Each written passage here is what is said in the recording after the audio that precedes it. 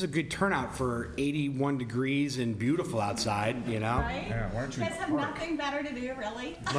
Must be a lot of proclamations this evening. Yeah, it's proclamation night. Proclamation Day. It is. All We right. actually proclaim make it today snappy so Proclamation they Day can and make it enjoy the 7. weather. Hey, I will read as articulately and clearly as I can here. All right, for the TV crew and audience members, we're going to get going here in 5, 4, 3. Good evening. Welcome to the Canby City Council regular meeting for May 3rd, 2017. If you please stand for the invocation and the Pledge of Allegiance. Dear Lord, thank you so much for a glorious day. Well, we appreciate the months of rain to get to a day like today, and really appreciate what all that rain does for Oregon and for our community to be so green and so beautiful. We thank you so much for that. Thank you for the leaders that are gathered here this evening. We'd much rather be out dancing in the sunlight. We will be here and help us guide us in leading the city this evening. We ask these in your son's name. Amen. I pledge allegiance to the flag of the United States of America and to the republic for which it stands, one nation under God, indivisible, with liberty and justice for all. Please be seated. Thank you.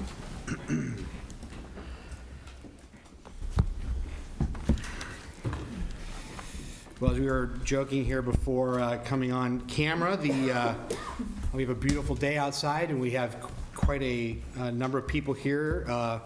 And we call the first meeting in May is usually Proclamation May, because we have a number of proclamations that we do for the month of May here. And so tonight is that night. So we have a number of proclamations that we'll read through, and other than that, it's a pretty light agenda. I'm sure I'll throw a few things here at the council this evening and try to make it interesting. So I do what I can, Counselor. The first one this evening is Water Safety Month. Whereas citizens of Canby recognizes that swimming and aquatic-related activities contribute to good physical and mental health and enhance the quality of life for all people. And whereas the citizens of Canby understand the essential role that water safety education plays in preventing drownings and recreational water-related injuries, and have demonstrated that understanding by approving funding to continue operation of the Canby Swim Center. And whereas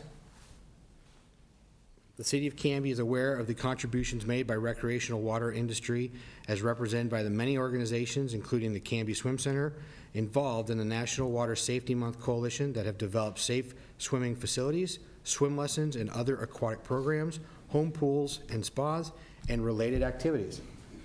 And whereas these facilities, along with the many natural rivers and ponds in the Canby area, are providing healthy places to recreate, learn, and grow, build self-esteem, confidence, and sense of self-worth, which contributes to the quality of life in our community. And whereas the citizens of Canby recognize the ongoing efforts and commitment of the Canby Swim Center to educate the public, and especially children, regarding water safety issues so that they may safely enjoy the benefits of all water-related activities. And whereas the citizens of Canby understand the vital importance of communicating water safety rules and programs to families and individuals of all ages, whether owners of private pools, users of public swimming facilities, or visitors to area rivers and swimming holes. Now, therefore, I, Brian Hodgson, by virtue of the authority vested in me as the mayor of the City of Canby, do hereby proclaim the month of May as Water Safety Month in the City of Canby, and do urge all those in the Canby area to support and promote this observance. Given under my hand this third day of May 2017 in the City of Canby, Oregon. And we've got Eric Leitner here for us. Accept this.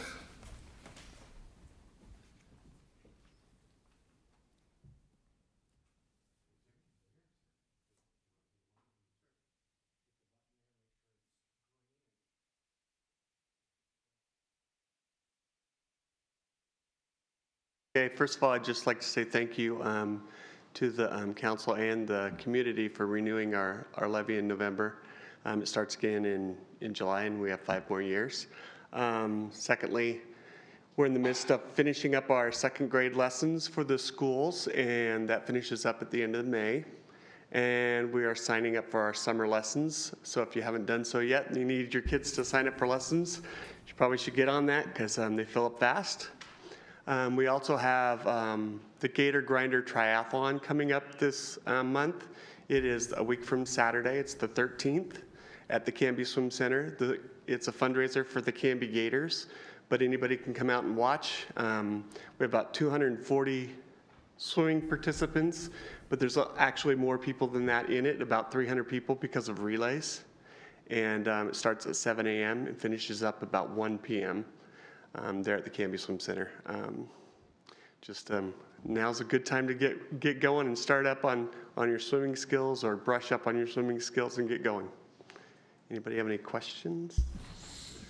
Just a comment, my youngest, so all three of my kids have been able to go through the second grade swimming program through the Canby School District, and my youngest is now going through it, and I just appreciate the fact that we have that partnership with the school district and that we're able to do that for our second graders. It's a great program, and I appreciate all that you guys do at the pool to make that happen and make that a reality. So thank you for doing that. And so it's been great. So thank you. Thank you. Some of the kids, that's their first experience at the swim center. We hope that they come back again and take some more swimming lessons, because if it is their first experience, they're going to need some more to be a competent swimmer. But we get to touch each of the kids throughout their school, and they get to at least start on swimming lessons in second grade. Thank you. Thank you, Rick. Our second proclamation this evening is Poppy Days in Canby. Whereas the American Legion Auxiliary adopted the poppy as its memorial flower, which pays tribute to the war dead and serves as a source of aid to surviving veterans and their families. And whereas the contributions provided by the American Legion Auxiliary are put to good use in support of the children and youth of the Canby community and toward the rehabilitation and care of veterans. And whereas the work of the American Legion Auxiliary through the annual sale of poppies is a proper and fitting tribute to the acts of patriotism, and courage made by our nation's veterans in times of national need. Now, therefore, I, Brian Hodson, by virtue of the authority vested in me as the mayor of the city of Canby, do hereby proclaim the month of May 2017 as Poppy Month as well. And I do further proclaim May 21st through May 29th, 2017 as Poppy Days in the city of Canby, and urge all citizens in the city of Canby to proudly remember the sacrifices made by the members of our armed forces by contributing to the American Legion Auxiliary during the month of May 2017 in support of their service to our country's veterans. Given under my hand this third day of May 2017, and I believe, oh, there we are.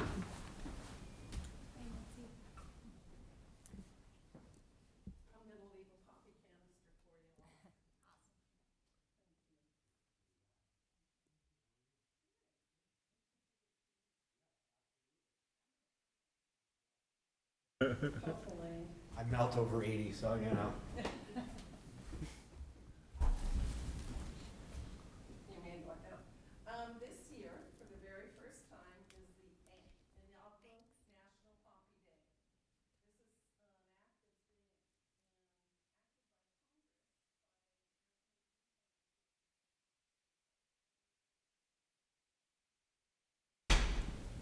that's being Oh, you don't want to record it.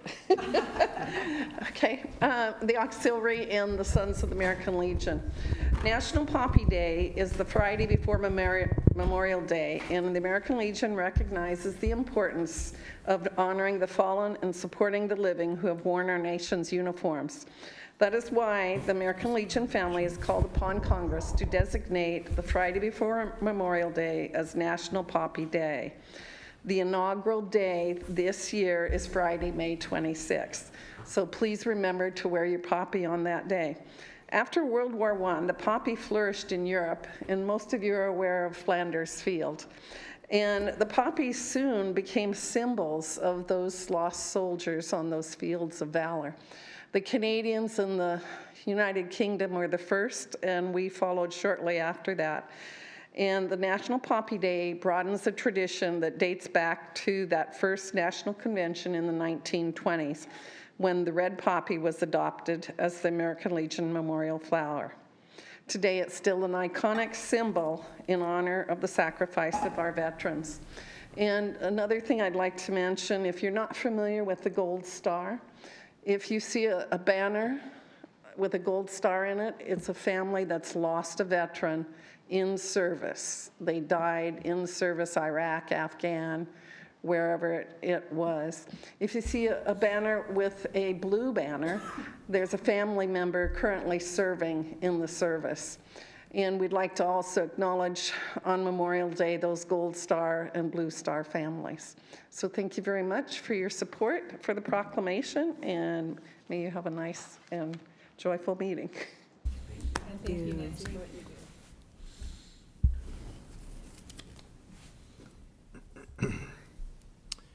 Our next proclamation is National Association of Letter Carriers National Food Drive Day. Whereas the National Association of Letter Carriers, in conjunction with the National Rural Letter Carriers Association, U.S. Postal Service, UFCW, United Way, AFL-CIO, AARP Foundation, Valpak, local food pantries, and Velasas are coordinating a non-perishable food drive. And whereas the St. Vincent de Paul Food Bank and St. Patrick's Church and Canby's local food banks are in need of food at all times. And whereas the local food bank shelves are continually in need of replenishment due to the ongoing dramatic increase in the need for food. And whereas last year, 10,430 pounds of non-perishable food was collected. And whereas during the last 6 months, the total number of food ordered at the St. Vincent de Paul Food Bank in Canby was 5,553. And whereas the local letter carriers will collect non-perishable food items placed by mailboxes on Saturday, May 13th, 2017. Now, therefore, I, Brian Hodson, by the virtue of the authority vested in me as mayor of the city of Canby, do hereby proclaim Saturday, May 13th, 2017 as 2017 National Association of Letter Carriers National Food Drive Day. Get all that out. And urge all citizens in the city of Canby to participate in this worthwhile event by donating non-perishable food items to help feed those who are in need. Given under my hand this third day of May 2017. And I believe Ms. Brashears is here for this.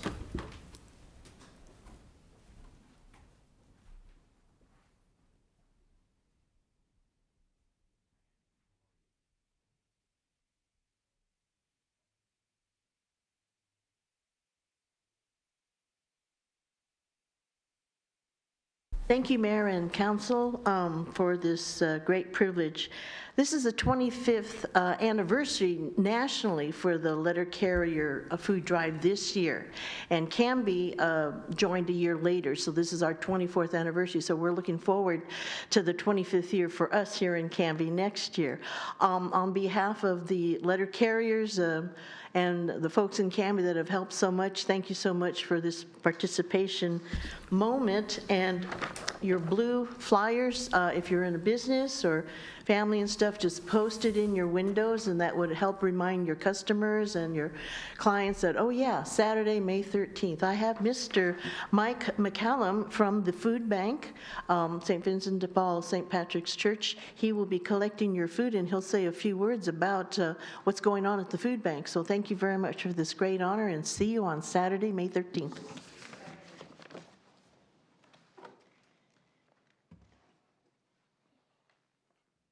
Thank you, Irene, Mayor Hobson, members of the council. My name is Mike McCallum. I'm with the St. Vincent de Paul Food Bank, and frankly, my wife and I have been there since the very first food letter carriers drive 24 years ago, and it's a pleasure to be part of something that's such a community activity. It's Food Bank Day, thus my t-shirt and jeans, and today we're joined over at St. Patrick's with, frankly, folks from about 4 different area churches, so it's a truly ecumenical community event. Folks specifically from Church of Latter-day Saints, we had 4 different missionaries in there helping us today, along with seminarians from the Abbey. So it's quite an eclectic mix, and really a sign of how Canby comes together to help people. Tonight, we'll serve over 200 families. Nearly 800 people get food out of the food bank there. 10,000 pounds or so will come from the letter carriers each year. Last month, we gave out over 80,000 pounds of food, so that gives you a little idea of the need that actually still exists here in the community. But year in, year out, the letter carriers are there. We have high numbers when it's a sunny weekend, so we hope it's a sunny weekend this weekend. We appreciate the council's support and all that you do to help us keep this community going. Thank you. Thank you very much.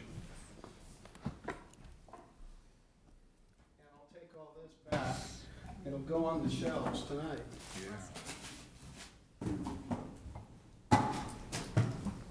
Thank you very much. Thank you. All right. For what you do. Our next proclamation this evening is the Walk and Bike Challenge Month. Whereas for more than a century, the bicycle has been an utilitarian, economical, environmentally sound, and effective means of personal transportation, recreation, and fitness. And whereas the city of Canby encourages the use of bicycles and walking as a means of transportation. And whereas the city of Canby recognizes the bicycle as a legitimate roadway vehicle and therefore is entitled to legal and responsible use of all public roadway facilities in Oregon, except highways constructed to interstate standards.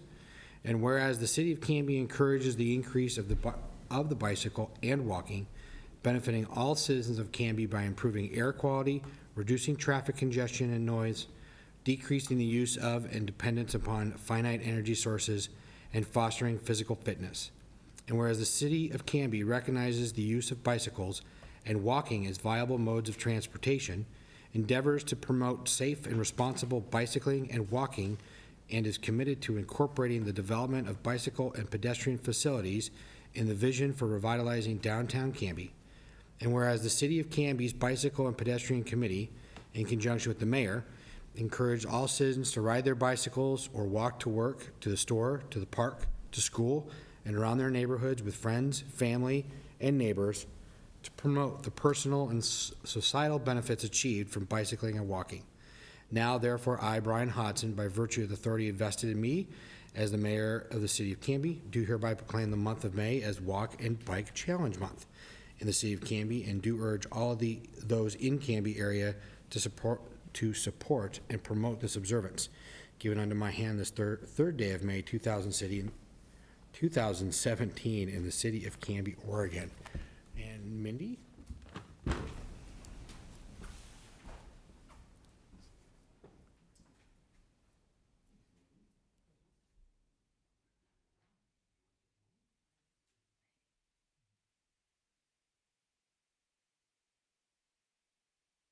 Thank you, Mayor Hodson and council members.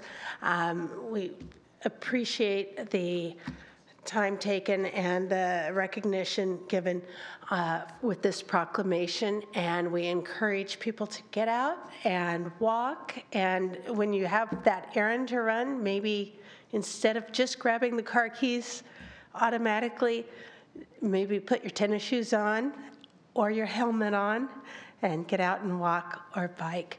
And we're also very excited about the bike hub that was just dedicated, and we want to recognize and bestow our gratitude to the Canby community, the Canby Livability Coalition, Big Dog Construction, Ride with GPS, and all of you for allowing this to happen. Thank you so much. Our next proclamation is Public Works Week. Whereas public works services provided to our community are an integral part of our citizens' everyday lives, and whereas the support of an understanding and informed citizenry is vital to the efficient operation of public works systems and programs such as parks, fleet, sewer, streets, stormwater, wastewater, and public buildings, and whereas the health, safety, and comfort of this community greatly depends on those facilities and services, and whereas the quality and effectiveness of these facilities, as well as their planning, design, and construction, are vitally dependent upon the efforts and skill of public works staff. And whereas the efficiency of the qualified and dedicated personnel who staff public works departments is materially influenced by the people's attitude and understanding of the importance of the work they perform. Now, therefore, I, Brian Hodson, by virtue of the authority vested in me as mayor of the city of Canby, do hereby proclaim May 21st to the 27th, 2017 as Public Works Week in the city of Canby, and call upon all citizens and civic organizations to acquaint themselves with the issues involved in providing our public works and to recognize the contributions which public works staff make every day in our health, safety, and comfort and quality of life. Given unto my hand this third day of May 2017 in the city of Canby, Oregon. And Rick, I believe you're going to deliver that for us? I certainly will.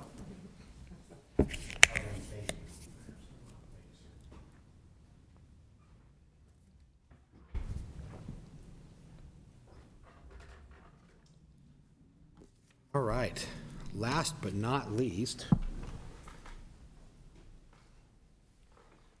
puppy keeps jumping. We have our final proclamation this evening, and it's Historic Preservation Month.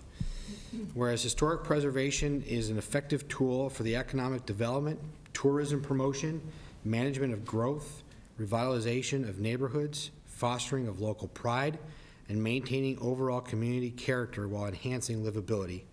And whereas the historic houses, buildings, and other sites of Canby help make our city unique and provide links with aspiration and attainment of the city's pioneers and their descendants.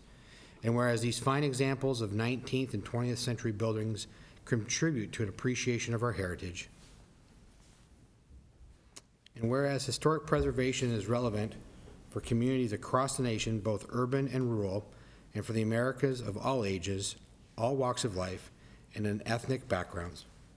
And whereas it is important to celebrate the role of history in our lives and the contributions made by dedicated individuals in helping to preserve the tangible aspects of the heritage that has shaped us as a people. And whereas This Place Matters is the theme for National Historic Preservation Month. Now, therefore, I, Brian Hodson, by virtue of the authority vested in me as mayor of the city of Canby, do hereby proclaim the month of May as Historic Preservation Month in the city of Canby and call upon all citizens and civic organizations to join me and join us at the Rediscovering Canby's Roots event on May 5th at 6 p.m. at Baker Prairie Cemetery, one of Canby's historic places that matter. Given under my hand this 3rd day of May 2017 in the city of Canby, Oregon. And Laura?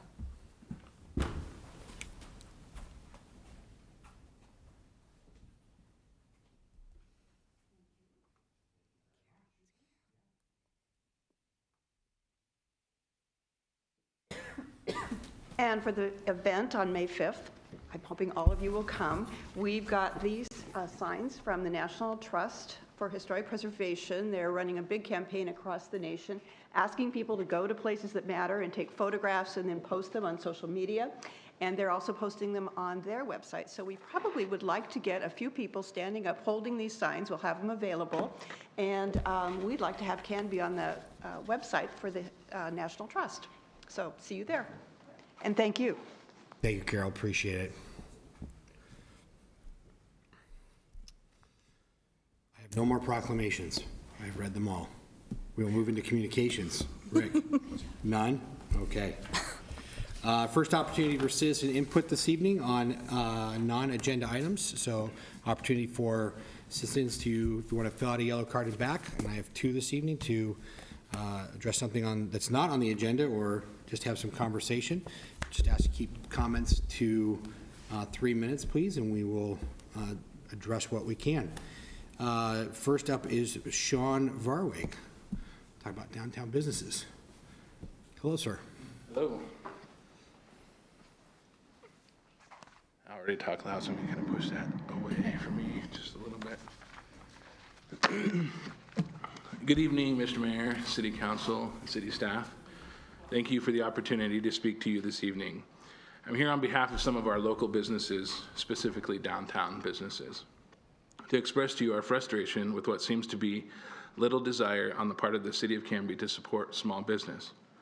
Before I go too much further, I want to apologize in advance if we understand this incorrectly. But it's important for you to know that we're feeling a bit unappreciated. I'm not sure if you're aware of this or not, but this week is National Small Business Week. And I don't mean to discount the other great events that received proclamations tonight, but it seems that during National Small Business Week, there would have been one about small business as well. The City of Canby's Main Street program has a mission statement, and that is to carry out the Canby Urban Renewal Plan to ensure economic vitality of the downtown commercial district, to revitalize businesses and street environments, and enhance Canby's identity through the promotion of downtown. And so the question that I ask, is the city doing its best to carry out its own mission statement in regards to our downtown businesses, or are budget cuts and savings more important than those of us who spend our life savings trying to supply a need that we believe exists within a city that we love? I can only give instances that relate to me personally, but I'm sure some of my colleagues in downtown businesses can tell you other stories as well. Recently, I learned that Canby was given a grant to hire an interior designer to re-envision the old library and give it new life. And while I'm frustrated that I didn't earn the job as a company that offers interior design services, and literally being right next door to the project site, I'm more frustrated that I didn't even receive a call asking if that was a service that I offer.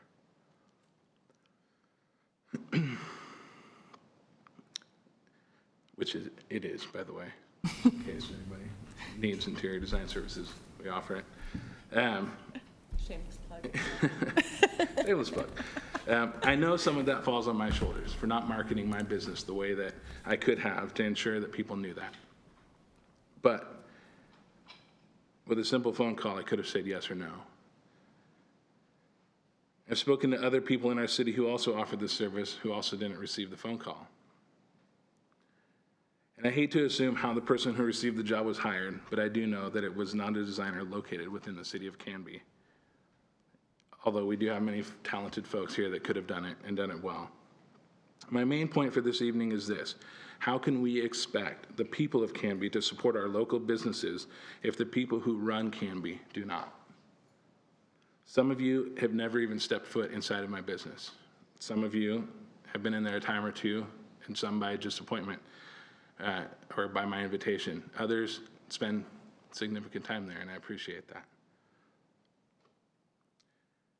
I'll end with this. It's one of my favorite leadership quotes by John Maxwell, and it says, "A leader is one who knows the way, goes the way, and shows the way." City council, city staff, you are the leaders, and we need your support to ensure economic vitality of our businesses. I encourage and I beg you to always ask the question, can a Canby business provide this service that we are looking for before we look outside the city boundaries? Thank you. And before you step away, Sure. will you read for me again the Main Street mission piece again for me?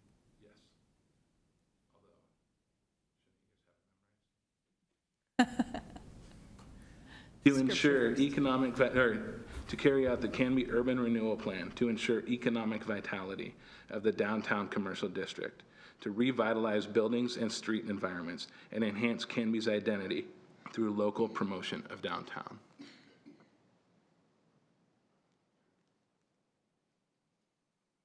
It's important to know that there's a lot of people who put a lot on the line to have businesses, and we're struggling, and we need help. This is all off the cuff, so. Mr. Mayor, if you're going to allow discussion again, I'd love to ask him a question. I don't know if you plan to allow discussions like you have in the past again, or not. We have a light agenda this evening. If you've got a question, ask. Sure. Sean, I'd love to know sort of more about exactly what you're asking. What I can hear for sure is that you want the city to consider using downtown Canby businesses. And I'm obviously an owner of a downtown Canby business, and I'm curious to know what other ideas or what other sort of things you think we should be doing so that we can consider doing them. If there's some concrete things that you guys thought of, I'd love to know them. Kind of the last thing that I ended with was, the question that I beg of everybody to ask is, can a Canby business provide this service? Whether it's attorney services or design services or, some of the things that I've seen over the past is, why does our police department buy cars from Gresham Ford when we have a car dealership called Canby Ford? These are just some of the things, and I don't understand all of the details, and I'm sure there's a reason why. But I really would like to see the question being asked, if it's possible to use a Canby business to provide a service that the city of Canby needs. If I may, I would like to provide one element of clarification relative to the grant that is currently being used for the rendering for the library. The county, Clackamas County, has a program that cities and in different jurisdictions within the county are eligible to apply to the county for the services that are provided through that program. And the county is the one that executes the contract with the vendor that provides in this case is an architect, that provides those services. And what we're seeing is 3D renderings of the library. So it's not a block of money that comes to the city that we have the ability to go out and spend as we choose. We apply for a program that they sponsor, and if our application is accepted, then our project is incorporated into their larger program. Clackamas County, just as a city, has a view internally towards the city. Clackamas County has a broader view in both the incorporated and the unincorporated communities within its jurisdiction. So they're looking both inside the cities and outside to provide services, and this is one of the services that they provide. But we have no input or opportunity for input into who Clackamas County selected to do the work. We simply had the opportunity to apply for the grant. I appreciate that clarification. I understood it differently, so I appreciate the clarification. But the point remains that, in different things, it just seems that we don't have much support, and we've got a lot of empty storefronts. And I'm just asking for help from all of you to help us survive. So, Thank you, Sean. I know that's something that you and I have had some pretty extensive conversation with, and I know, Cheryl is here from Big White Goose as well, and she has also offered up many ideas and conversation pieces with myself and with city staff on things that we should be looking at and we should be working on and we should be trying to push, things down the field, and we are. I know that it's hard to see the little things that we have been working on and we have been trying to do and get accomplished. And I know there's been things that you and I have talked about, that there are challenges that are self-imposed, are on us, the city, that we need to do better with. And we are trying to work on those things to try to do better. We have a downtown that again, you and I talked about this a lot a couple weeks ago. Was that last week? I don't remember. Days are blurring, but just a piece of that when we look around at other communities around us, we have a great asset in our downtown and trying to hang on to that, because we've been asked a number of times, why are we making the investment in our downtown? Like, why? Why not? The town is growing south and to the east. Why? Yeah, get my bearings correct. So why are we making millions of dollars of investment in our downtown? Because I believe if we lose our downtown, we lose a big, huge identity piece to Canby. We can go around all the communities that have fought. I'll take Oregon City as a great example. They fought for, they're probably 10, 15 years ahead of us in what they've accomplished and been able to do in their downtown. They're right along the riverfront. We look at other communities like Oswego, they don't have a downtown. West Lynn, they have, the one, Willamette Fall Drive there, Willamette Drive. It's great, but I don't think of them, that is their downtown.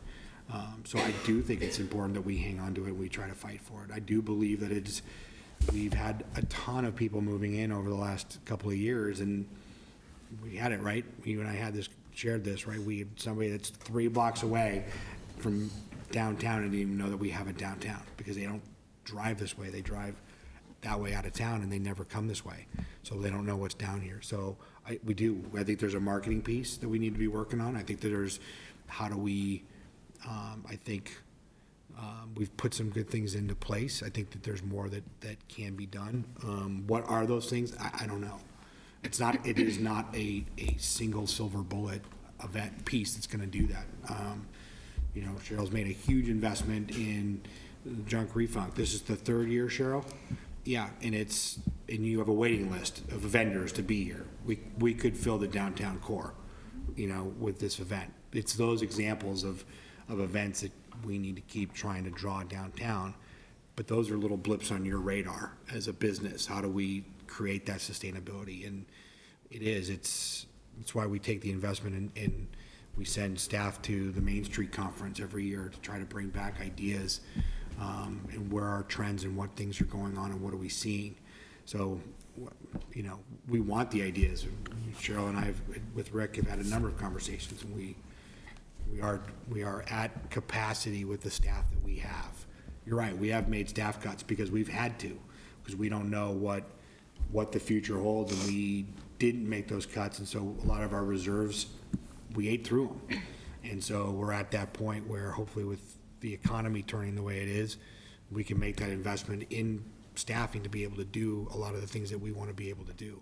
And it is reaching out to the business community, the chamber, business owners downtown, up and down 99, to say, you know, how do you help us, you know, pull off an improvement piece?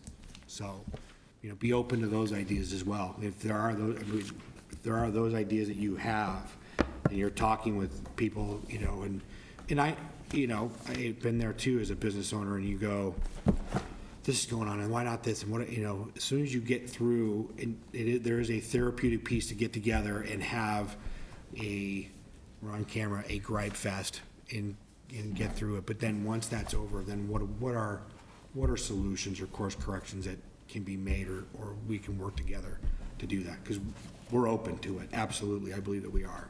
And if that's not been your experience, please tell me that. Might I make one suggestion that costs nothing? We would like to see you guys more often. Please visit, even just to say hi. Okay. City council, city staff, anybody. We might know that you're with us if we see you, even if we can't do anything financially about it. As long as we know that you're there and you care. You know, and if people see you guys walking through the doors of our businesses, they'll walk through the doors as well. One initiative that Cheryl's been working on is bringing the downtown business owners together, so to form an association, so that you could identify areas of common interest, begin to work together, have a common message to share with the city, with your constituency, with your customers. And I think that's an excellent initiative to pursue, and I know that she needs help in that, Sean, and I know that she would appreciate, you know, other businesses getting as excited as you and she are, coming together, bringing ideas forward, and seeing if there's something we can do with them. I think that that's the key. It's not the city fixing small business problems, it's the city and small business getting together and finding ways to solve a common problem. Committee is made up of more than one person, so Cheryl, I'll join you, and who's going to be our liaison to help us? Let's do it. I like the proclamation idea too, because I didn't know it was Small Business Week. And so I think we can make a note. And I think the protocol often is that, does a citizen often bring it to us? Is that how proclamations get rolling? It's like so like consider us notified that, oh, we'll make a note of it for next year. The first week of May every year. We'll probably add it to the last week in April, so that there's attention already to the first week of May. Yeah. Can I just add something? Since Greg's not here to announce it, but this is First Friday, is this coming Friday, and I know Sean's having a pop-up shop, and it would be a great opportunity for us and everyone else to go show some support to downtown businesses. And Sausage de Mayo, right? Yep. Great. Thank you. Thank you, Sean.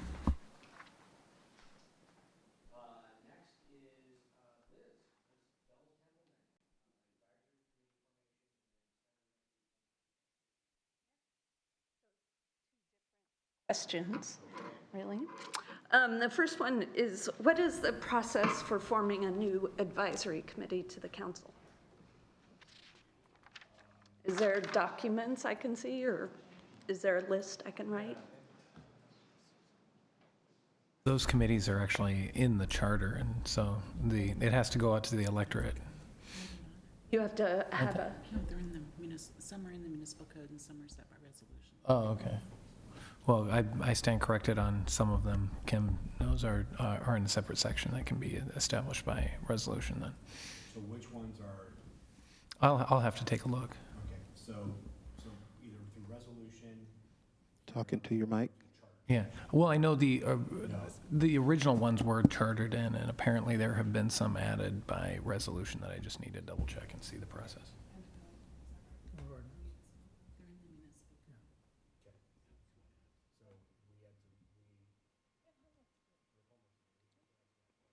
Can you talk into your mic, please?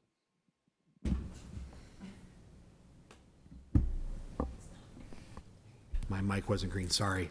The overhead voice told me I was not on. So we have homework to do, but there's a specific committee that you're interested in forming. No, I'm just curious as to forming a new committee, Okay. yet to be named. Okay. But what is the process so that I Okay. can plan? Got it.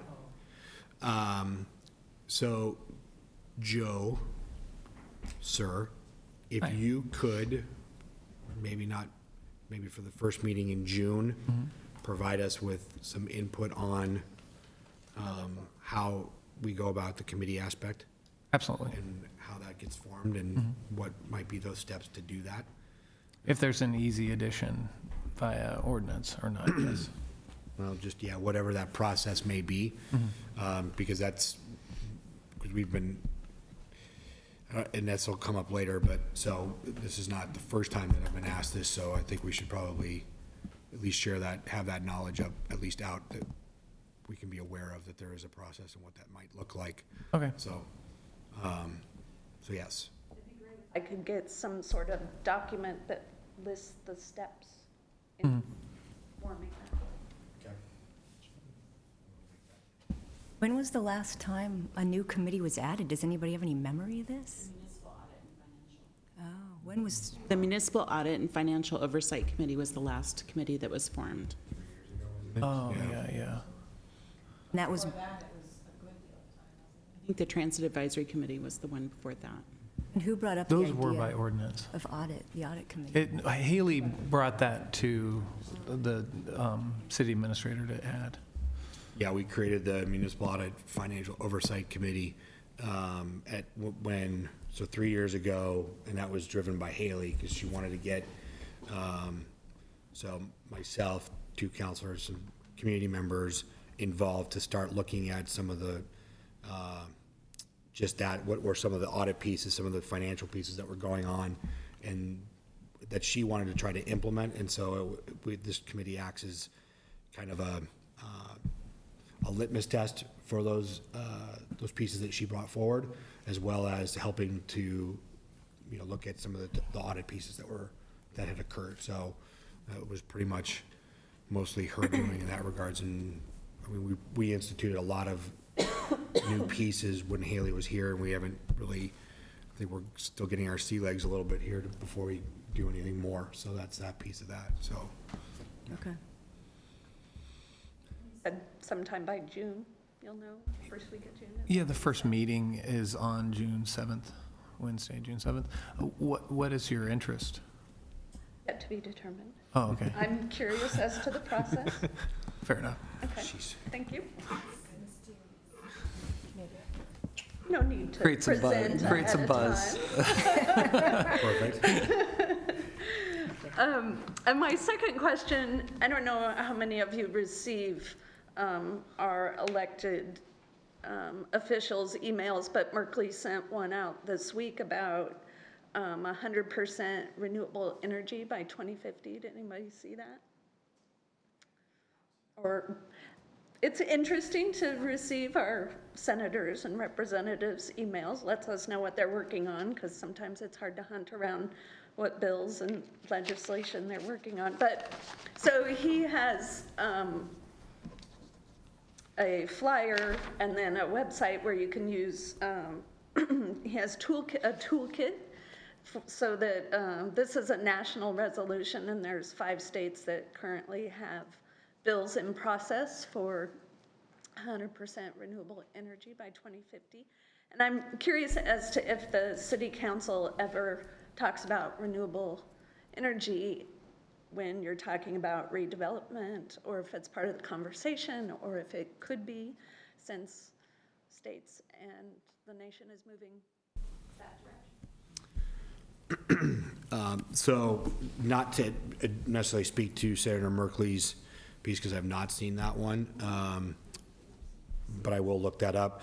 A lot of the renewable pieces and things that we look at tend to be done through, and so correct me if I'm wrong, Rick and Tyler, you were on the Planning Commission for a while. A lot of what we do in those regards are through our building code. So in terms of more probably on the energy efficiency pieces, through a lot of our landscaping codes and those kinds of things, that's not necessarily the renewable end of things, but we try to kind of weave our way through that piece through our planning code. Am I leaving anything out there, Rick or Tyler? No, I think that's an accurate representation. And as an example, and we always follow local, state, and federal law respecting energy requirements. And in this building, we have a solar array on the first floor, the portion that's first floor roof, the portion that's not occupied by the city hall, civic portion of the building. If you look at it, yeah. And we generate, especially on a day like today, we generate power back into the grid. And so we, in fact, are paying a good portion on nice days like this, particularly a good portion of our electrical and utility costs are being paid for by the sun. And that is actually a state requirement that public buildings have and renewable component to their construction. The same requirement does not apply to private developments and private developers. The state has not imposed that, the county has not imposed that, and the city has not separately imposed that. But relative to any public building, we do have that requirement, and we met it by, come on up to the second floor, I'll show you sometime. We have a really nice solar array on the roof of the first floor of this building. Great, that's good news. Mr. Mayor, you're correct that a lot of the planning code and the state laws that dictate what our planning code has to say cover that, a lot of that, the low impact development, the lighting, the use of the lumens now instead of wattage measurements is a much more energy aware, and then the landscaping requirement is probably more of an environmental aspect. Those are put on by the state. Obviously, we don't have any zoning codes inside of Canby for forestry and for the renewable source of timber to be used, and we don't have any damming ability here to use that renewable resource either. But so those we don't can't really touch on. No, thank you for that. Yeah, because I know that, excuse me, that a lot of it is more environmentally, not necessarily renewable energy pieces, except for like, when we are required to, when we do a public building. I know that the state offers, and I don't know if there's resources at the county level, that there are grants available where private business, if they're building a building, they can apply for grants and things like that that can help offset some of the expense of putting in, renewable pieces, whether that's, solar arrays on rooftops or those kinds of things. So I do know that, and I know the city of Portland is working on a couple of things as well on a,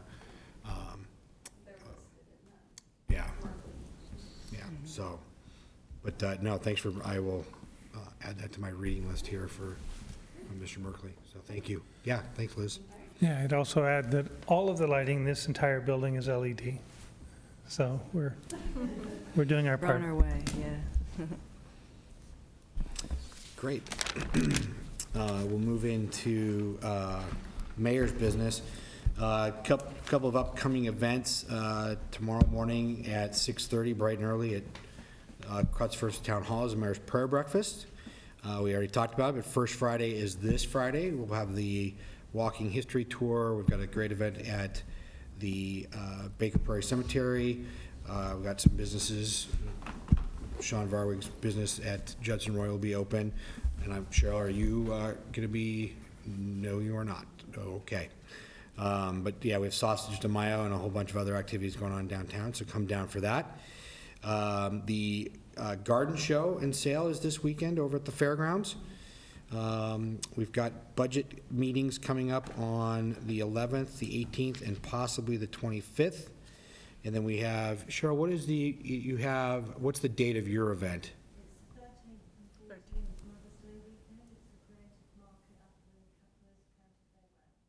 Or, so we, it's, who's the painter that's Annie Sloan is coming on the May 13th and 14th.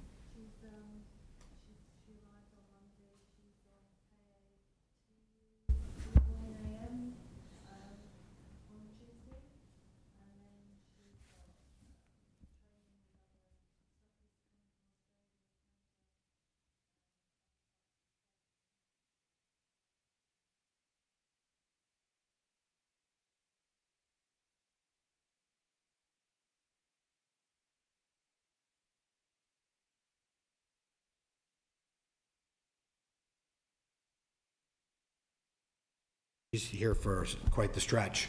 So Annie Sloan is coming in from.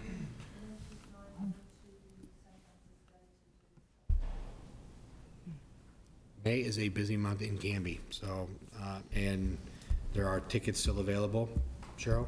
Yeah, I think I'll reserve it online. She's sold out. Okay.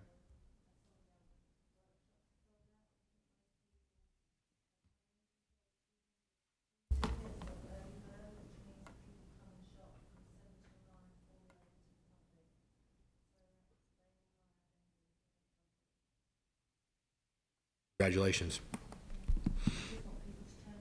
Yeah, definitely. Some other business coming up. So attended the Bridging Cultures Forum on April 22nd. This was a conversation led by Bridging Cultures and Concilio Board. I want to thank there was a panel that they put together. It was members of Concilio. Chief Smith was there, one of our police officers, Lieutenant Tro, Councilors Height and Spoon were on the panel as well. Thank you guys. You did a great job representing the city up there. Just much of the conversation was just about police and how to provide both, complaints and feedback as well as commendations about and to officers. Some great ideas and feedback came from that meeting. A lot of just trying to build rapport with our police officers, mainly with the Hispanic community, but I think there was some great dialogue there and some great ideas. In Kim and Joe, and I don't know, again, if this is, the conversation pieces come up, and there's been an ask about, I know we kind of did this, well, it's not really an official liaison role, that Councilor Parker is on the Clackamas County Fair Board right now, but there's been an ask to maybe create like a liaison role, or I don't know if it's an official, it's a Bridging Cultures is separate. Do we need to do anything, lay out anything in terms of if we wanted to create a liaison role to an outside group? Is there anything that needs to be done specifically to that? No, okay. So if we could, for an upcoming agenda item under new business, have conversation about creating that liaison position to the Bridging Cultures and Concilio. I think it's a dialogue piece for the council to have. Is that, okay.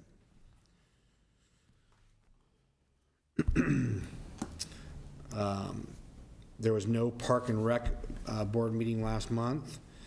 Attended the Canby Ed Foundation dinner last week, and the speaker was Dave Stevens, and so Canby Ed Foundation is a great organization here in town, and they do a couple of fundraisers, but really the funds that they raise get poured right back into the school district and all the schools here in Canby, and they've done a tremendous amount of fundraising and have done some really great additions to our schools here in town. And so the gentleman that they brought in to speak, Dave Stevens, he spoke about goals and drive and determination. And the key piece about him was that he was born without legs.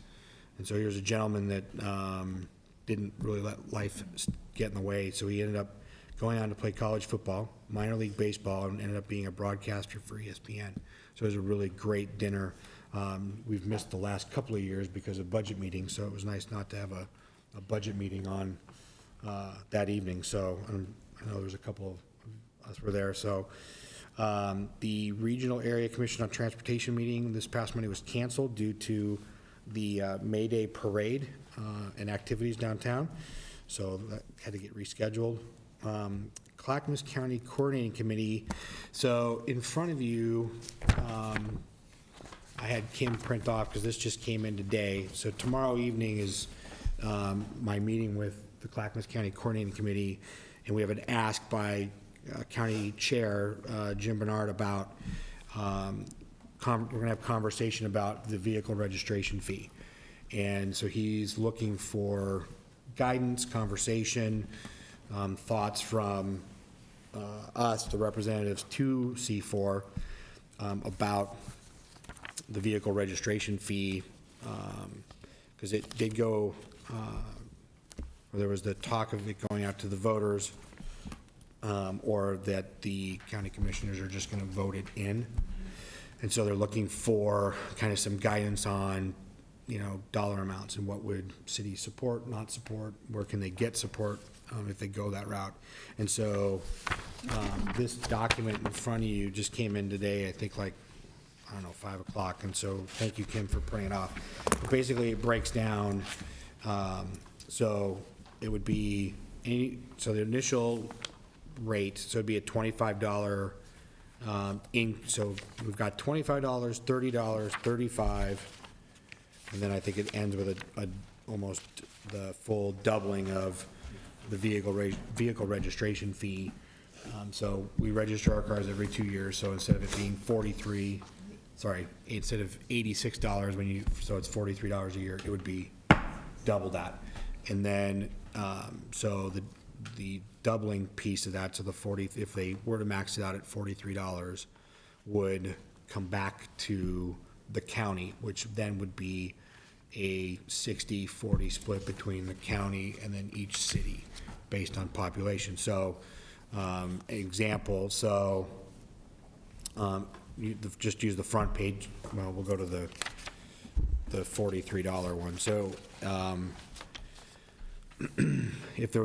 if they increased or doubled the vehicle registration fee to $43, total revenue collected based on car vehicle registrations would be approximately $15.7 million. Then, so the breakdown would be $9.4 million of that would go into the county, $6.3 million would then go back to the cities, and then that would get broken down based on population piece. So if you look down below, so Canby, if they were to double it, would get $464,797 based on a population number of 16,420. And so it kind of breaks down from there. And so now what I don't know, and that's because Rick's, I think, just seeing this probably for the first time as well, what do those come to us with limitations, or is that pretty much how we want to use those funds? Do you know, Rick? I'll ask this question tomorrow. Yes, my understanding that they come to us as funds available for city projects, but without specific restrictions on them. As an example, unlike our street maintenance fee that has to be used on asphalt, these can be used for any of the elements that would be associated with a road project. So not only the asphalt, but the reconstruction of the street, sidewalks, curbs, gutters, and the like, in order to complete a project.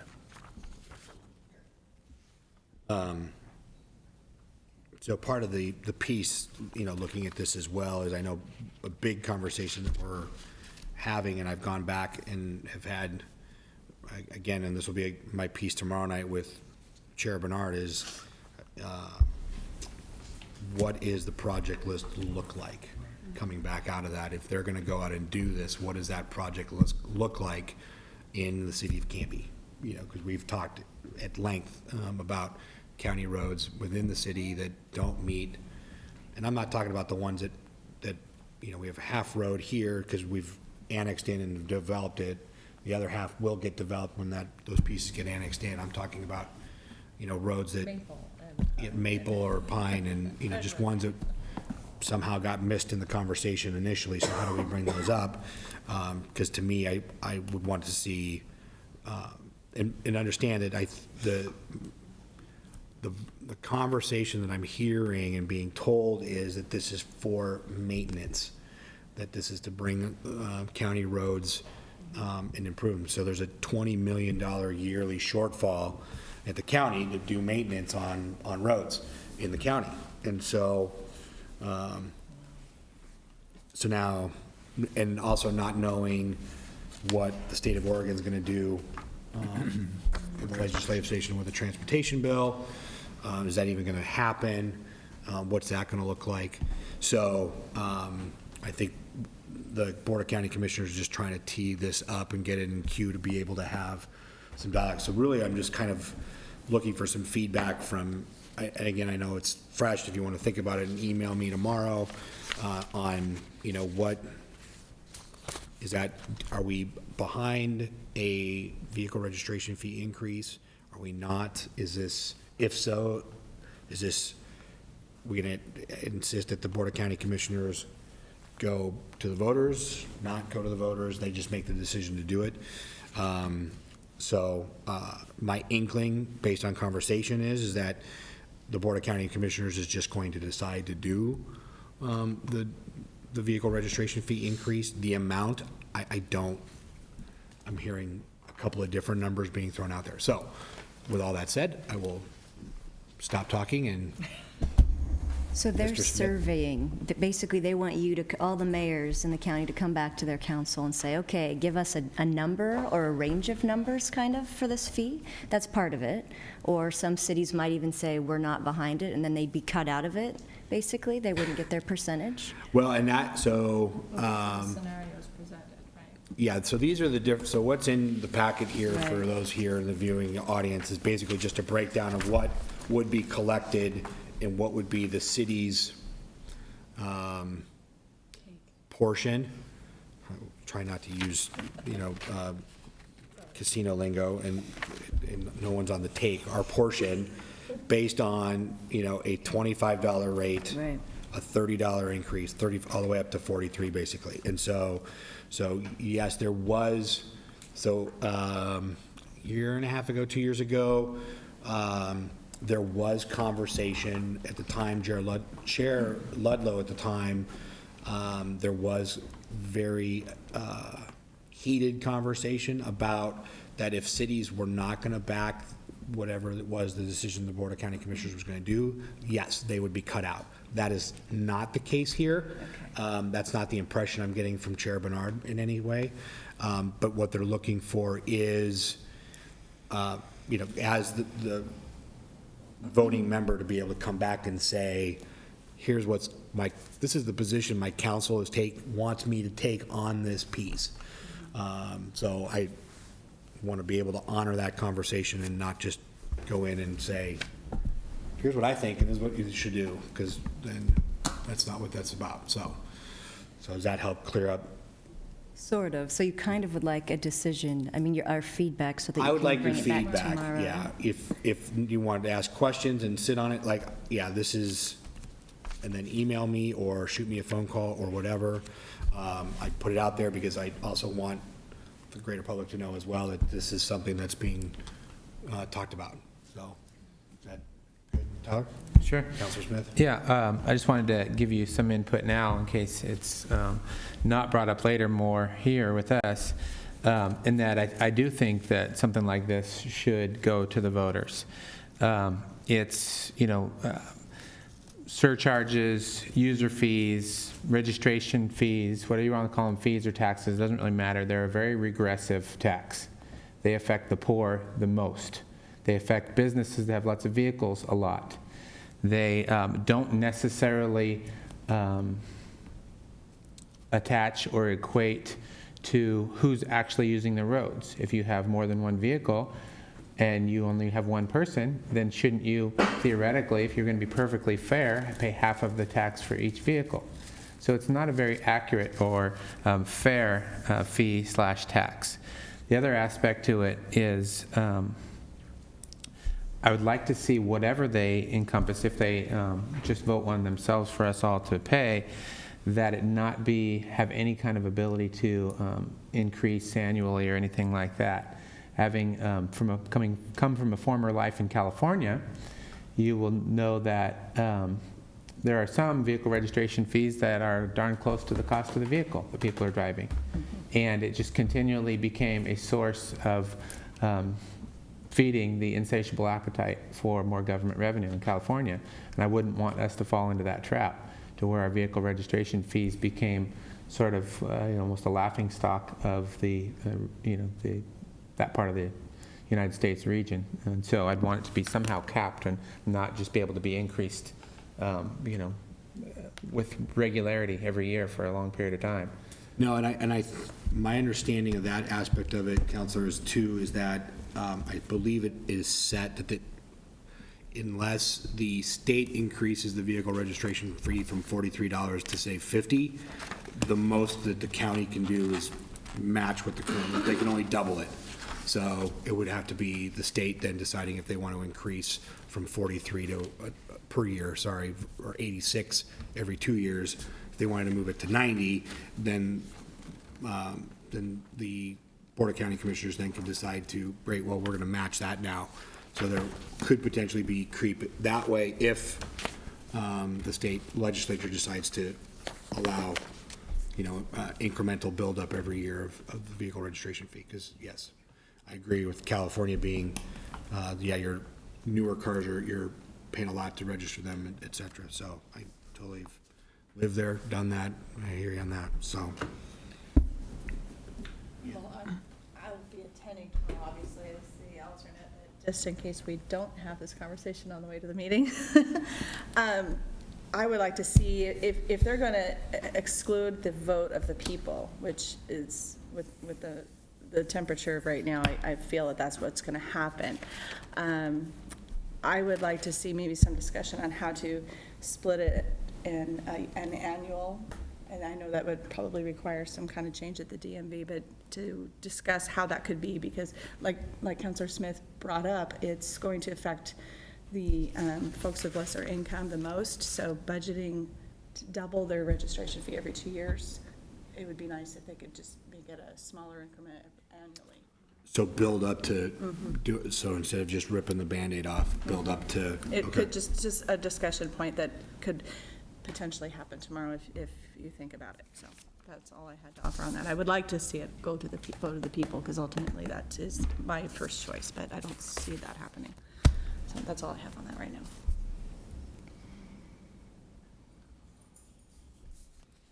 Yeah, likewise, Mr. Mayor, I echo Councilor Smith's comments. I fully expect that the council, the Board of Commissioners, will adopt this as a fee. I think they learned a very brutal lesson when they took this to the voters, and they just know that's not a viable solution for them. A lot can be said about that, but sure. I suspect they'll go for the fee. For me, the real concern is what you echoed earlier, is the project list. The cities had a great deal of angst after having a knife held to their throats about supporting a very unpopular measure, and then seeing that the project list did very little to even help the cities. I think for Canby, a particular concern is not just our interior streets like Maple and Pine, but the condition of our county feeders to and from Oregon City in particular is deteriorating rapidly. In some places, they're becoming absolutely unsafe. And one road in particular, Kreitzer, is nearly impassable at this point. And I don't even see how TVFNR and Canby Fire can even hardly use that road. So for me, it's the project list. And I think last time they picked a lot of very high profile, high voter area favorites and badly neglected the rural areas. Yeah, I think the last time this was talked about, it was a heavy, well, it was a lot of rural roads, but I don't think it was the ones that were the most beat up. They weren't. Rurally, let alone what we have within our city. So, and I'm not trying to make a city, urban versus rural argument here. I'm just tired of seeing patchwork. they were out a couple weeks ago, we had nice weather, and they were out coal patching like crazy from the county, and we should have that totally deteriorated here after this weekend's rain, They'll pop potentially, after this weekend. But, so, I just don't want us to forget that those county feeders are very important to Canby citizens as part of their commute. absolutely, thank you. Yeah, go in order, I guess. I support the commissioners voting for it. Everybody that uses the road, we've got to pay. So, and it's the deficit, it's gross, 20 million a year deficit. This will recoup like 6 million, so that's like something for the county. But yeah, I support that. In terms of dollar amount, yeah, I don't know. I don't want it to go like the max, 43 is high. I don't know, 25 low end kind of is what I would say. Project list, I mean, I know there's a lot of priorities. I guess you have to duke it out, which are the priorities across the county, but I'm not as concerned with that. I trust that those that make the decisions will make the right decisions for the county and not shortchange the rural versus the urban, et cetera. So I trust that. But yeah, I'm for it. And I don't, and what else is going to be done besides that? The transportation package, if that gets passed this year, that's not going to affect our local roads. So that's no matter what happens at the state level, we got to take care of our county and our city roads. So I'm glad that they're getting ahead of that and taking action now. Well, and an interesting conversation piece that I think a lot of people don't know, and Joe and Rick, correct me if I'm giving wrong information here, but at the county level, like, they cannot use property tax for roads. Correct. That is my understanding. So it's right. That would be a legislative piece to change that. So that's something I think a lot of people don't know as well. So the property tax piece that the county does get, they can't. It's for other services, not being able to be put into roads. So where does that leave repairing roads or putting, we deal with that. We do a subdivision, and it's a conversation that somebody was having the other day with that, we put in a new road, and that's great because the STCs help put that in and the developer puts that in, but then we have to maintain that. So how do we leverage and do that? So okay. Anything else, Councilor? Sorry. I would echo that. I mean, I think there's clearly a need for additional funding for transportation at the county, and if some of that can filter down to the city, that's great. I also am concerned about the project list. I'd like to see them resolve some of the issues we have here and around us. And I'd echo Tracy. I know this isn't the county's decision, but certainly there would be much less budget compression on individual families if the registration fee went to annual instead of every other year. But I know that's not their decision. I just wanted to say I absolutely agree with you. And then the final piece is, for me, I'm okay with the fee. That number amount, there's too many other moving parts, because if there's a fee also attached to the state transportation package, I don't want to see the fees increase on each individual family, that grossly. So for me, that dollar amount is largely dependent on what the transportation package looks like at the state level for each family. So I guess my feedback would be, I accept that they're going to pass it, but I hope that it will be in consideration with what is happening at the state level too for each individual family, just in terms of the increase and pressure on family budgets. So I'm all for a fee. We need it, but maybe if they could not be done so separately that they aren't seen as one picture in terms of people living in Clackamas County. That would be my feedback. And move until the very end of the session, and we won't know what it looks like until then, so we should probably hold off, because it could be really bad at the gas pump. That's all I got to say about Well, and Tracy, correct me, because I haven't watched the transportation as closely lately, but last I watched, they were also talking about increasing the registration fee at the state level. And so that's what I'm concerned about, is if the state registration fee doubles, and then this doubles, and then for families, that's a lot of money at once. So maybe it could be part of one big picture. Yeah, that is, so last update that I received was that, so there was 4 different kind of task forces looking at funding and how do you come up with $1.6 billion to fund the transportation pieces that they're looking at. So that's the big projects being the Rose Garden, 217 and I-5, and then I-205, the Abernathy Bridge, and expanding that and expanding it all the way through its connection into I-5. So those are all, I mean, billion-dollar projects in their own rights. I think I-5 and 205 are probably trying to leverage that funds with federal funds, but the point being is that they are looking at, I mean, they're looking at everything, like, well, 30-cent gas tax, they're looking at the vehicle registration fee, they're looking at bicycle registration. So, you've got, every year you've got to register your bike and pay $10. I don't know, they're looking at anything from $10 to $20 to register your bicycle. So, they're looking at any and all things to do that. So, okay. Any other thoughts that I should include in my? One thing you might want to consider to address a couple of the councilors' comments is a county program in which they allocate a percentage of their 60% based on their organizational priorities and a percentage based on their street pavement index. So the worst roads would get, maybe you take 25% of the total pot and you allocate that based on those roads that are based on objective criteria, the worst roads in the county. So that way you could at least be able to touch on some of the really, really bad roads that are going to be damaging to people and equipment. No, and that's not too different than what we have done here in terms of, so.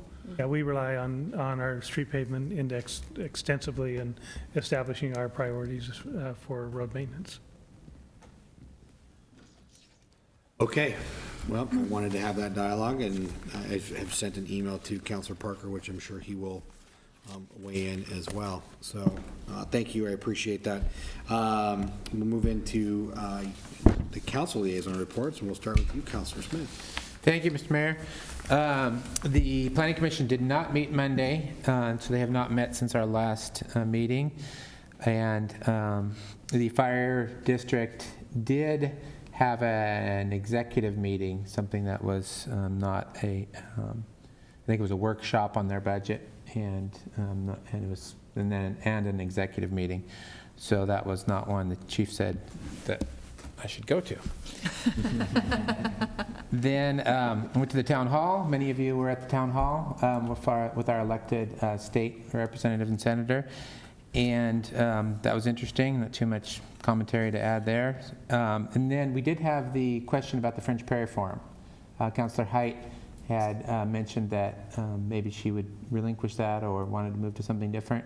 And Councillor Hensley and myself had expressed interest. I don't know if that's been resolved yet, but I was on that when I was in Hubbard, and would be more than welcome to go either as a co or an alternate or something like that.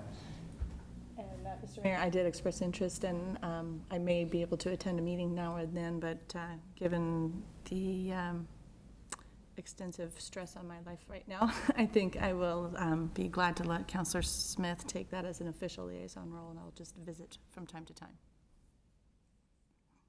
All right, I will add that to my list of things to ponder and think about. So yes, thank you. Anything else, sir? I would, if anybody has, being a downtown owner, and to address Mr. Varwig's point, just a comment. If anybody watching TV land or you get anybody, obviously my business is downtown. I've been there 10 years, owned a downtown business. I've probably started or represent currently 12 or 14 downtown businesses, and so know a whole lot of them. Have ideas or problems, I'd be the first one to jump in and advocate for them. So you can send them over to me and tell, hey, go talk to Tyler. I have my Wednesday mornings open from 8:30 to 9:30. There's been some community members coming in there lately, and I'd love to talk to other business owners because obviously each business is different, but I also helped to found and start the Christian Chamber of Commerce of the Northwest and own a business promoting and marketing company on the side from my law firm. So I'd be happy to talk to businesses and help them overcome obstacles if there's some that we as a city can overcome and get out of your way so you can serve your patrons, with success. Thank you, sir. Counselor Hensley. Thank you, Mr. Mayor. Just brief tonight, actually.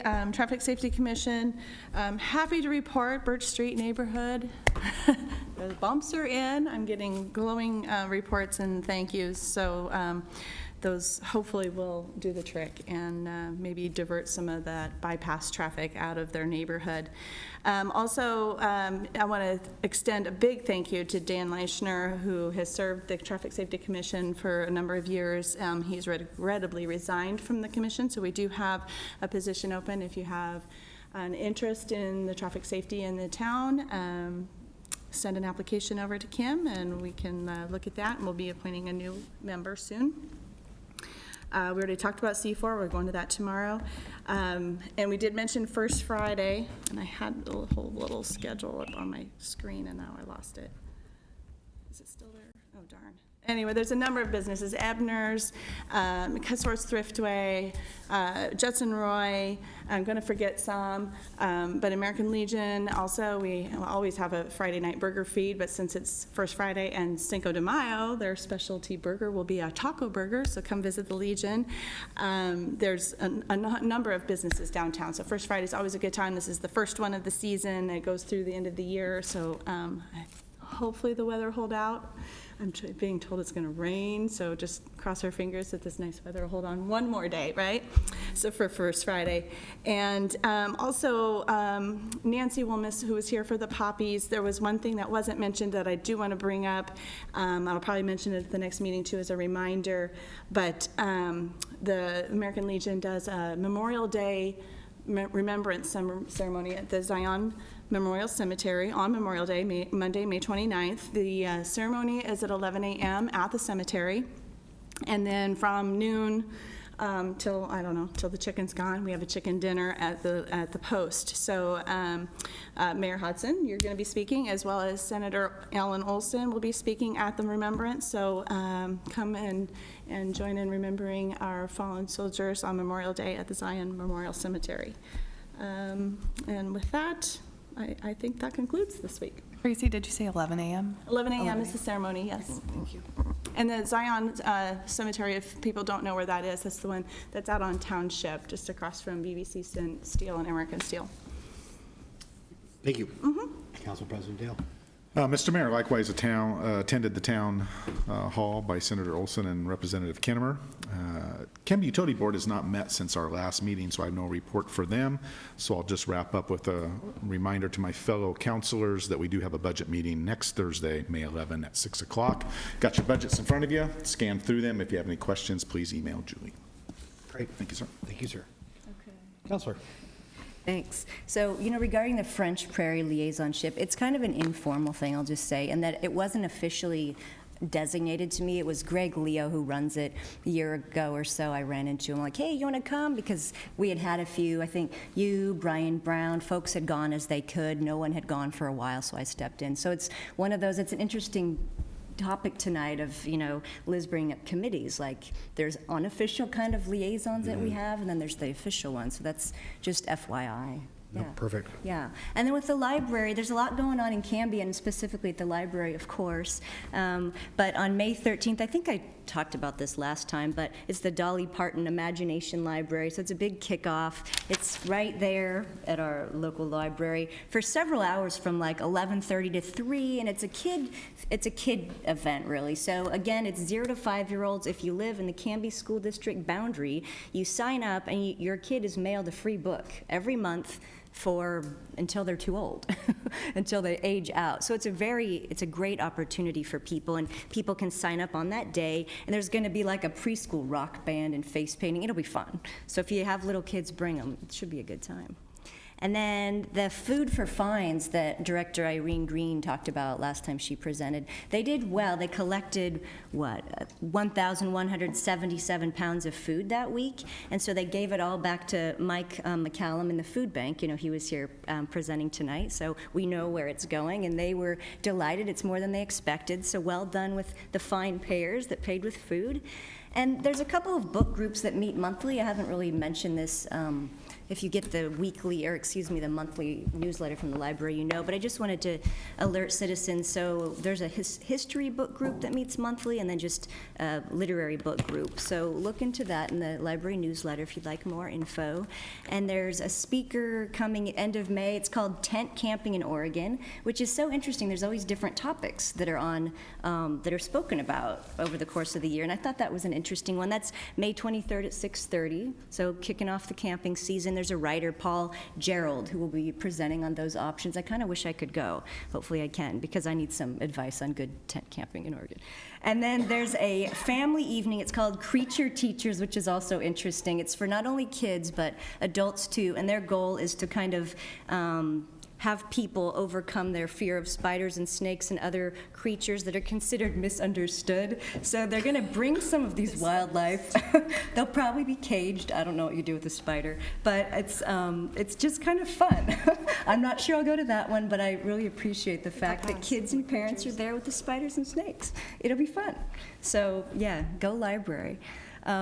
And with the school district, not too much going on. The 91, I think the sixth graders at 91 did a park cleanup at the end of April. I don't know much about it, how it went. I think it was Community Park. Their counselor, Colby Shear, organized them, and so that's another good, community event where they're helping out the city parks. And it's Teacher Appreciation Week, so if you've got a kid in the public schools, maybe, send your teacher a nice email or a note. Other things, the Concilio Town Hall, it was such an honor to be on that panel, and it was so great. It was such a great opportunity, I think, for the city, the police department, to be there and answer questions from the Latino community and just kind of let them know we're approachable, we want to hear from them, we try not to be scary, and we do care about them. I think that was really important. And I think the most important thing was Maria Campos, I think, the officer, bilingual. We swore her in right in front of us several months ago, but that was fantastic. She was such a great liaison, I think, and so I was sure glad she was there. And then the Canby Ed Foundation Fund, the Spring Fling, I think they give out almost $40,000 worth of grants each year. I say this every year, but it just can't be repeated enough. They do such great work for teachers in the community. Teachers can write grants for their classroom, all kinds of things like outdoor school, Lego robotics. There's a new thing that they're funding called From Food to Table, which I don't know about, but it's in partnership with the Canby Center. I'd like to find out more because it sounds really cool. So I'll find out more about that. But just yay, Canby Ed Foundation. They do good work. And the Walk and Bike to School proclamation, I'm excited about that. I don't know, it seems like there's usually one day per year where it's like the walk in school. I don't know if you know about. Oh, it's in October, not May. May is the month. Thank you. Okay. Okay, good. So promote that. Yeah, that's super. I think that's great. Promoting fitness. And then, of course, the ballots are out for the special election, May 16th. Get them in by then. The drop box is right out front of the building here. I'm excited to see the Dahlia project underway. The green fencing is up. I don't know if Rick's going to tell us anything about that at the end of the meeting, but anyway, that's going. And then lastly, I'm on this email list for Clackamas County Heritage.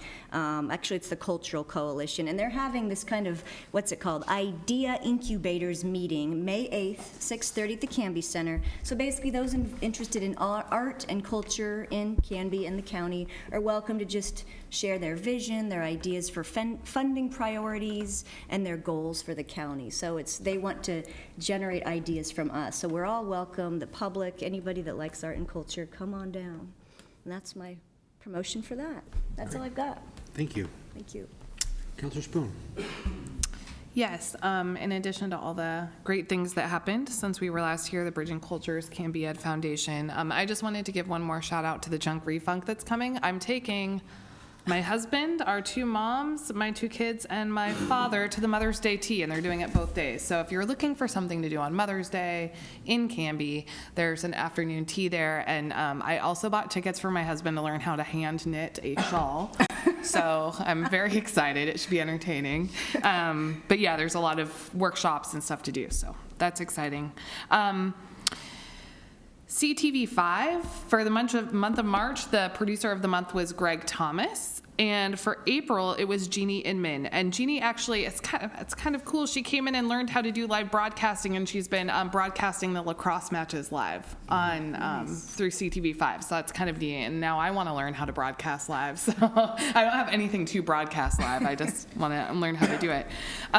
Also, I've talked a couple of times about the partnership with the CTE program, Career Tech Ed program at the high school, and Canby or CTV5, especially with the new funding opportunities and push for it at the state level. So they did forecast, and 60 students forecasted that they'd like to take video production next year through the CTE program at the high school. And we don't know for sure that it's going to happen yet, but that was kind of the first step, was to see what kind of interest there was. And so there could be like a level 1 video production class in partnership with CTV5, where some of the equipment and some of the educational, some of the leaders at CTV5 can be a part of the program. So it's really neat to see those partnerships in our community come together so that we can leverage that resource. And a lot more production's been going on there lately. So it's fun to see this community resource reach a little bit higher and reach a little bit more of its potential. And then there's also, and I didn't write it down, so I apologize, but there's a CTE forum at the high school coming up at the end of the month.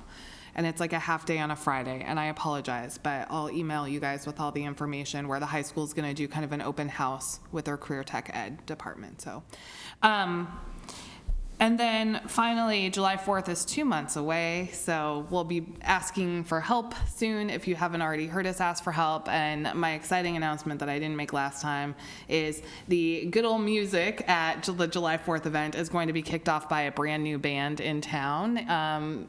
Mayor Brian Hodson on drums, Joe Lindsay, city attorney, on keyboards, Wow. Ace reporter Daniel Pearson on guitar, chamber director Mallory Gwynn on guitar.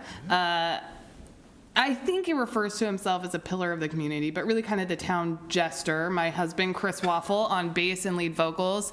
And I will either be playing cowbell or tambourine, depending on how badly I miss Brian up. And so we're going to be kicking off the music at Waite Park that day. Our band name came in. We voted. It's the Bourbon Renewal District. Bourbon Renewal. And we're pretty excited. All kind of patriotic themed songs. So it's going to be fun this year. It was fun last year, too. It's always fun. But I'm just really excited to kind of see that grow and see what it's going to be. And so plan that day to be there. If you aren't, I apologize in advance for whatever we may sound like. But at the very least, it ought to be entertaining. That's all I have. Interesting.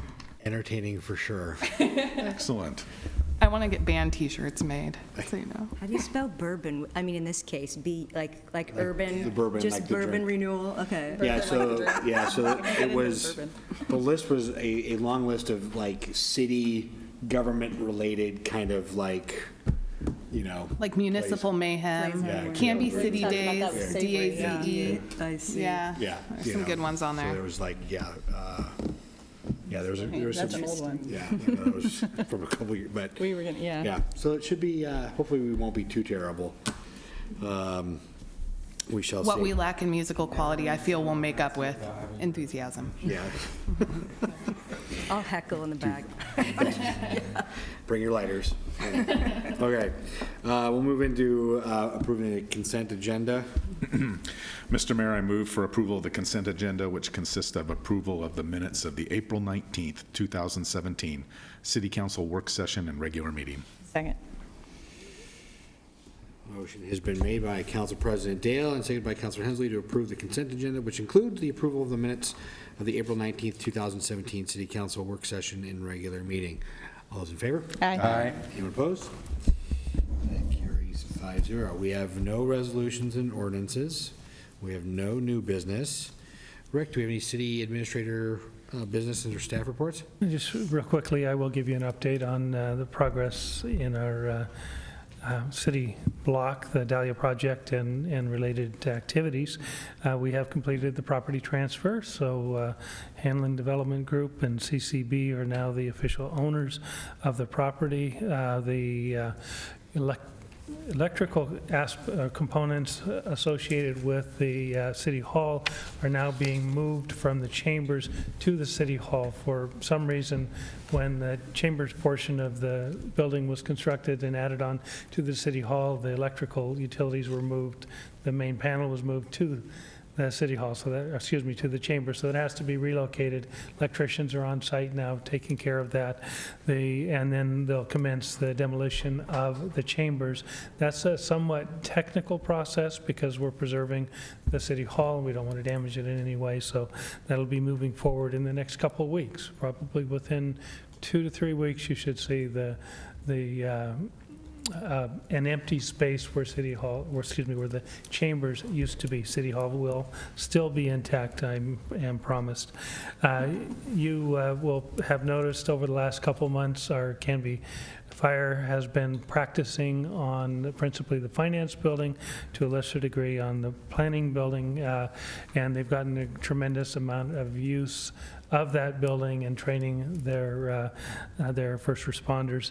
They are going to be able to continue that for a short period of time until the developer's attention is drawn back to the demolition of the planning building and the finance building.